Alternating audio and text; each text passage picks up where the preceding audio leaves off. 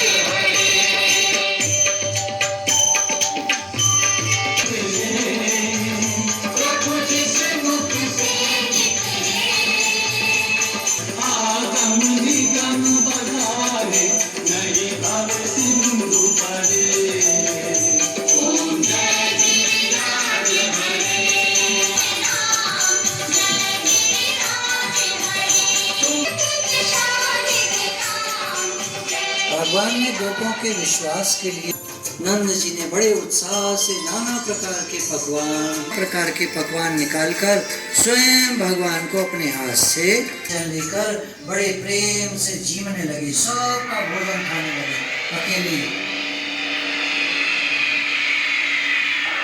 और सबके लिए प्रसादी छोड़ते गए। यह अद्भुत चरित्र देखकर देवताओं ने चकित हो आकाश से पुष्पों की वृष्टि की और मनुष्यों ने बड़े उत्साह से पुष्प सहित लावा, खीर और बताशों की वर्षा की। बोले, मैं गिरिराज हूँ। इस प्रकार गोपों से कहते हुए भगवान वह सारा अन्नकूट जीम गए। नंद आदि गोप भी गिरिराज का विधिवत पूजन कर भगवान श्री कृष्ण के साथ अब व्रज के लिए लौट आए। सुखदेव जी बोले, हे राजन, इंद्र अपनी परंपरा प्राप्त पूजा को इस प्रकार बंद देखकर नंद आदि गोपों पर बड़े कुपित हुए। उन्होंने प्रलय काली सांवर्तक नामक मेघ को बुलाकर कहा, देखो तो सही, जंगली लोगों ने कृष्ण के बहकावे में आकर मेरा कितना अपमान कर दिया। परंपरा से प्राप्त मेरी पूजा ही बंद कर दी। धन संपत्ति का इन्हें अहंकार हो गया है। कृष्ण के आश्वासन से उन्मत्त हो मूसलाधार वर्षा करने लग गए। गर्जना करती बिजलियां छन में चमकने लगी, बड़े बड़े ओले गिरने लगे। आप ही नाथ हैं, रक्षा करें, इस प्रलय काली संकट से हमारी रक्षा करें। कन्हैया को यह समझते देर न लगी कि इंद्र का यज्ञ बंद करा देने के कारण इंद्र कुपित हो गया है। मद से भरा हुआ गोकुल का नाश करने पर तुल गया है। मैं इसके मद का नाश कर डालूंगा। इतना कहकर भगवान ने तुरंत अपनी योग शक्ति से गोकुल की रक्षा के लिए गोवर्धन पर्वत को एक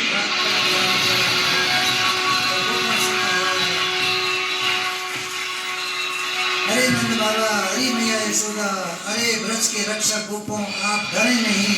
आप सब आनंद से सपरिवार सारी सामग्री सहित इस पर्वत के नीचे आ जाएं। यह इंद्र का भय नहीं, वरना मेरे हाथ से पर्वत के गिरने की आशंका है। पर्वत के नीचे आ गए। जब जल का तीव्र प्रवाह पर्वत के नीचे जाने लगा, तब भगवान ने मन से सुदर्शन एवं शेष को आज्ञा दी। वे दोनों उसी क्षण वहां आ पहुंचे। कोटि सूर्य के समान तपता चक्र पर्वत के ऊपर स्थित हो धारा संपत जल को अगस्त्य के समान पीने लग गया। नंद लाला भी बिना कुछ खाए पिए 7 दिनों तक 7 days पर्वत धारण किए खड़े रहे और एक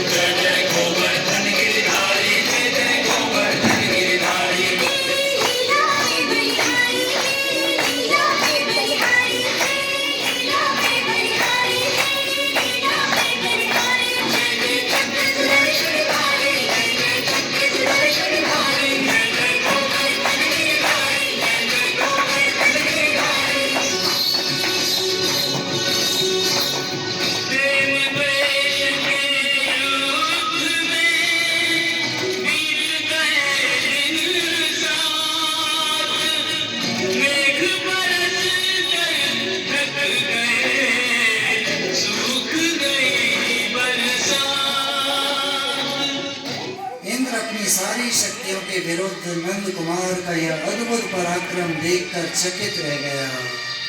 उसका मद चूर चूर हो गया और उसने भयभीत होकर वर्षाकारी मेघों को तुम सब सहर्ष बाल बच्चों सहित बाहर निकल आओ।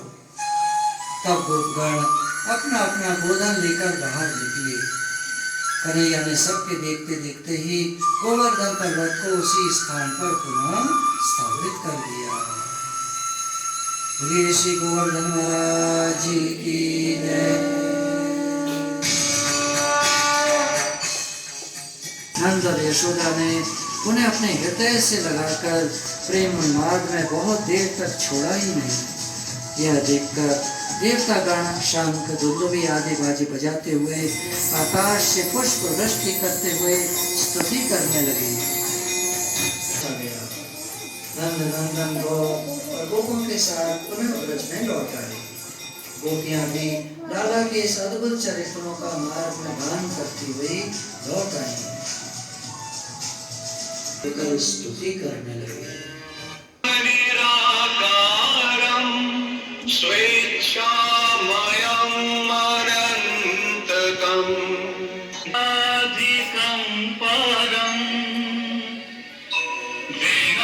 आपके उस रूप में काम, क्रोध, लोभ, मोह, अहंकार की कल्पना भी नहीं की जा सकती। आप केवल हम सरीखे अज्ञानियों की शिक्षार्थ ही दंड विधान करते हैं। अवतार पृथ्वी के भार मैं आपके स्थूल और सूक्ष्म सभी रूपों को नमस्कार, मुझ पर अनुग्रह किया है। मैं आपकी शरण में हूँ।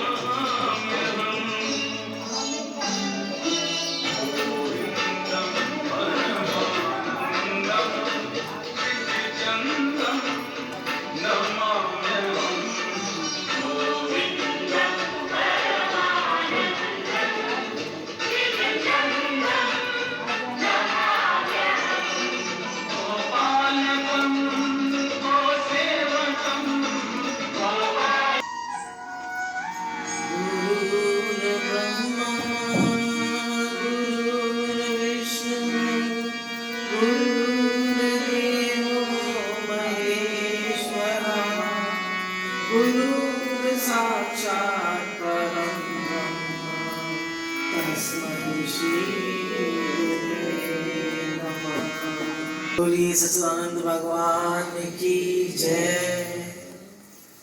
अब महारास का उपक्रम होता है। जब महारास लीला हुई उस समय श्री कृष्ण की अवस्था लगभग 8.5 वर्ष की है। महाराज वर्णन करते हैं महारास का। इससे पहले गोपियों ने कात्यायनी व्रत रखा था और कात्यायनी व्रत में जो कि कार्तिक मास में होता है, उन्होंने भगवान से प्रार्थना करी थी देव से मूर्ति बना के उनसे प्रार्थना करती थी और सूर्य देवता का भी अपमान होता है। भगवान ने दोनों से माफी मंगवाई और फिर भगवान ने कहा कि जो तुम्हारा देह अध्यास है, चीरहरण की लीला क्या है? देह अध्यास का त्याग।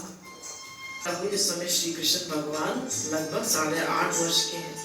सुखदेव जी महाराज वर्णन कहीं ये भगवान की लीला है।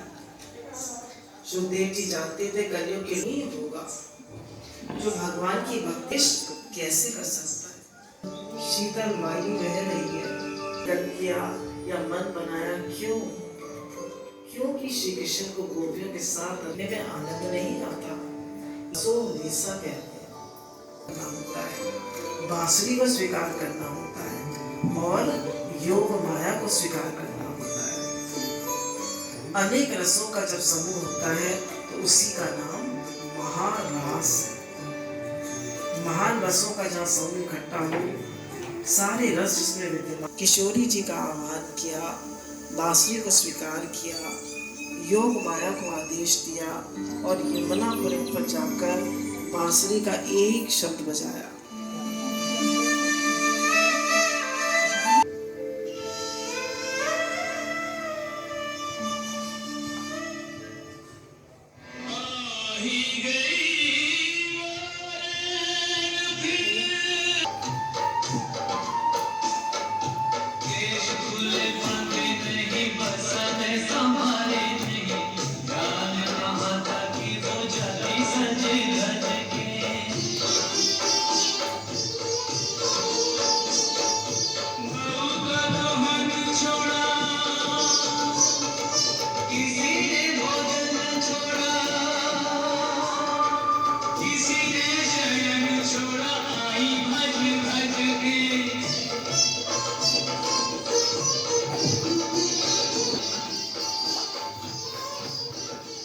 प्रभु का आह्वान आया है जिसकी बहुत समय से प्रतीक्षा थी। सारी गोपियां दौड़ी दौड़ी एक दूसरे को बिना बताए, क्यों? सभी गोपियों को लग रहा है कि कृष्ण ने मेरे को बुलाया, किसी को बताया नहीं। सारी गोपियां दौड़ी हुई यमुनापुरी पर पहुंच गई।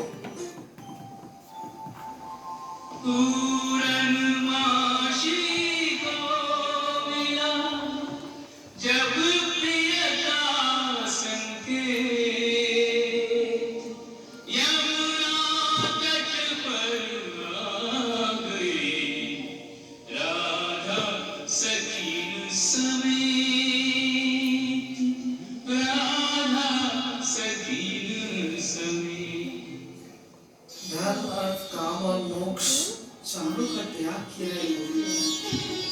घर का त्याग किया है, परिवार का त्याग किया है, कर्तव्य का त्याग किया है, अपने शरीर के स्नान। श्री कृष्ण बड़े विलक्षण है, वो जानते नहीं हो। श्री कृष्ण ने गोपियों का बड़ा स्वागत किया। श्री तुम इस समय कैसे आई हो? हम देखकर इन गोपियों को स्वीकार किया, कारण क्या? सामान्य भक्त होता तो झगड़ जाता।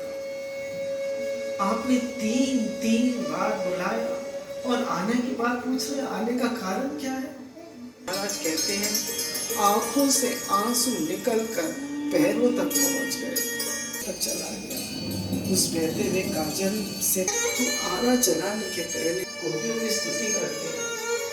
सुखदेव जी जैसे ब्रह्मनिष्ठ महापुरुष को श्री कृष्ण की चिंता है, अपनी चिंता नहीं है, ऐसा प्रेम है गोपियों का। कहते थे कि गोपियों का जीवन क्या है।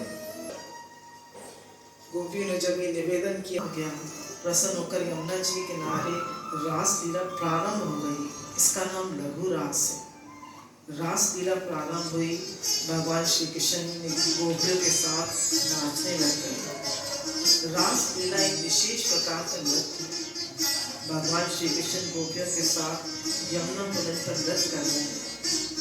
शरद पूर्णिमा की चांदनी रात है, प्राकृतिक सौंदर्य है, सात्विक वातावरण है, लेकिन रास लीला करते करते बीच में एक कहते हैं हम कितने लकी हैं, हमारा सौभाग्य है, इसलिए श्री कृष्ण नृत्य कर रहे हैं।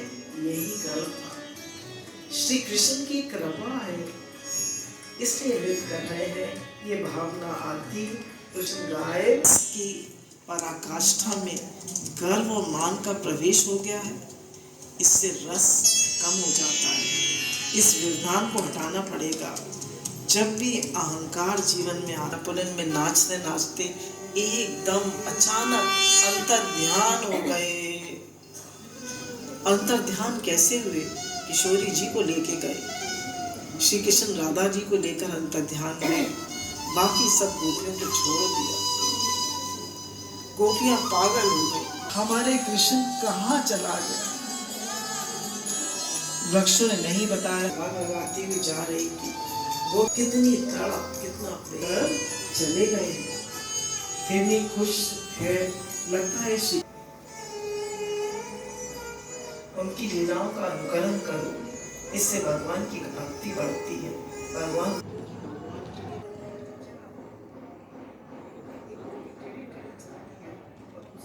टेढ़ी टेढ़ी चाल दिए, आश्वासन सा मिला, लगता है इधर उधर।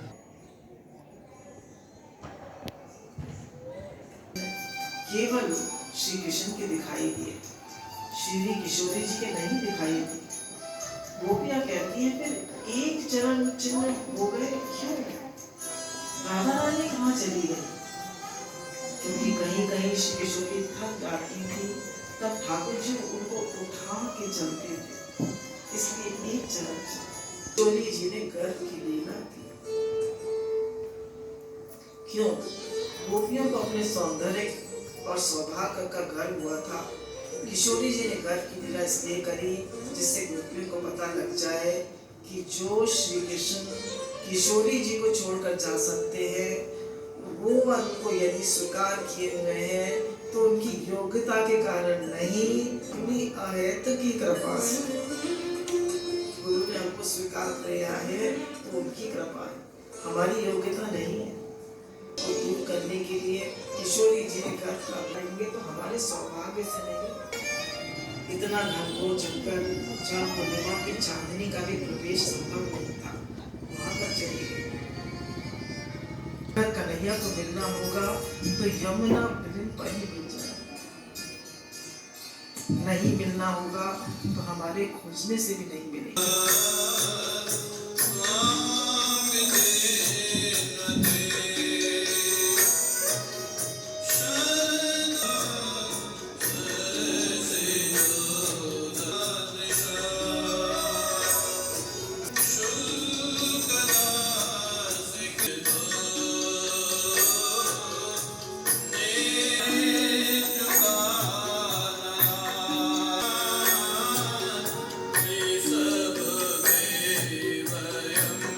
गोपियों को आपने ब्रज में स्थान नहीं दिया है।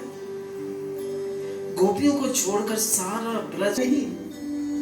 यशोदा मैया इतनी दयालु, इतनी कोमल हृदय, फिर इनका पुत्र इतना कठोर कैसे हो सकता है? हम गोपियों को इस रात्रि के समय यमुना पुलिन पर छोड़कर तुम अंतर ध्यान कैसे हो सकते हो? श्याम सुंदर आंखों में पलकों का आंखों में पलकों का निर्माण क्यों किया है? वो गोपियां जिनके प्रेम को ब्रह्मा नहीं समझ सकते, ये दुनिया वाले क्या समझेंगे? आकाश का गोपियों की प्रार्थना करने की सामर्थ अब समाप्त हो जाती है, के वक्त में प्रकट हो जाते हैं। बोलिए रास बिहारी भगवान की जय, बोलिए रास बिहारी भगवान की जय।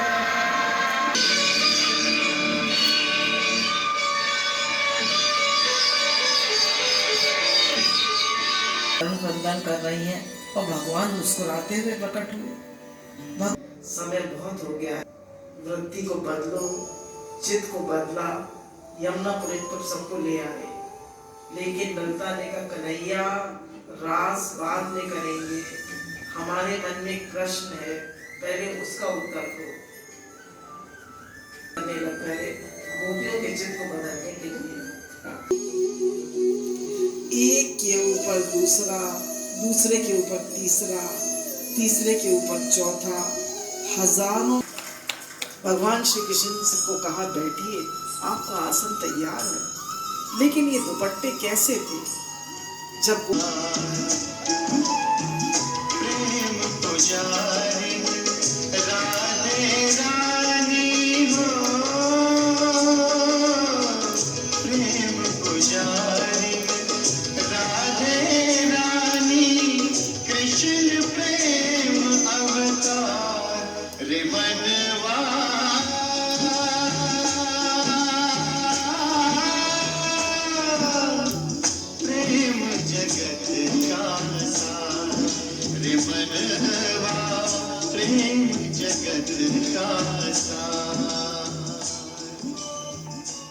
कन्हैया ने कहा, अब पूछो क्या प्रश्न है।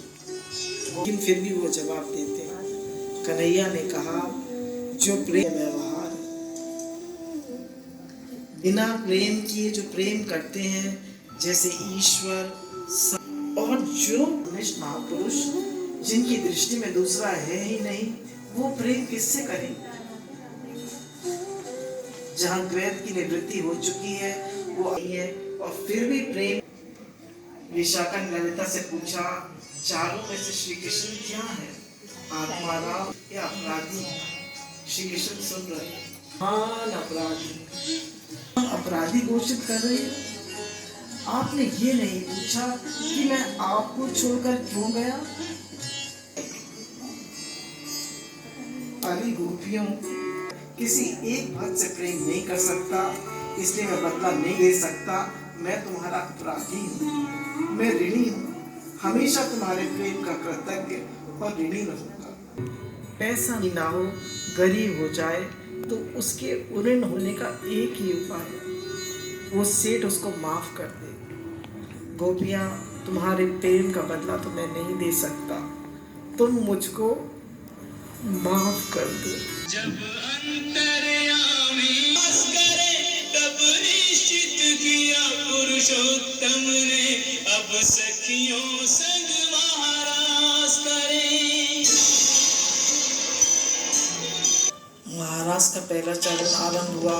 मध्य में श्री राधा कृष्ण और चारों ओर गोपियाँ। ताता थई ताता थई ताता थई जोर से नृत्य होने लगा। महाराज का नाचते नाचते गोपियों के हृदय में बहुत देर तक इस प्रकार नृत्य होता रहा। फिर गोपियों के मन में अभिलाषा हुई, कितना अच्छा होता अगर हमारे दोनों हाथ से। बोलिए रास बिहारी भगवान की जय, बोलिए रास बिहारी भगवान की जय। जितनी गोपियाँ उतने श्री कृष्ण। अब महाराज का तीसरा चरण प्रारंभ हुआ।